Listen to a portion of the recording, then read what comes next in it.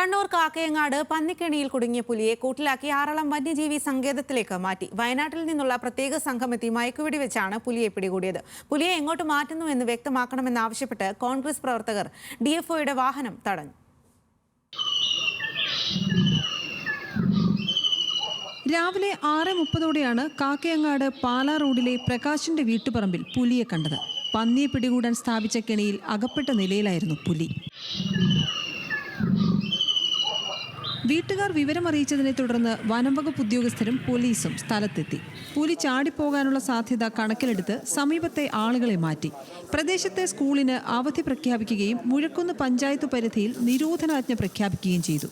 12 മണിയോടെ വയനാട്ടിൽ നിന്നുള്ള RRT ദൗത്യസംഘം സ്ഥലത്തെത്തി. വെറ്റിനറി സർജൻ ഡോക്ടർ അജേഷ് മോഹൻദാസിന്റെ നേതൃത്വത്തിലുള്ള സംഘം പുലിക്കരികിലെത്തി മയക്കുവെടി വെച്ചു. ആദ്യ റൗണ്ടിൽ പുലി മയങ്ങാത്തതിനെ തുടർന്ന് അരമണിക്കൂറിന് ശേഷം വീണ്ടും വെടിവെച്ചു. ഇതോടെ മയങ്ങിയ പുലിയെ കൂട്ടിലേക്ക് മാറ്റി.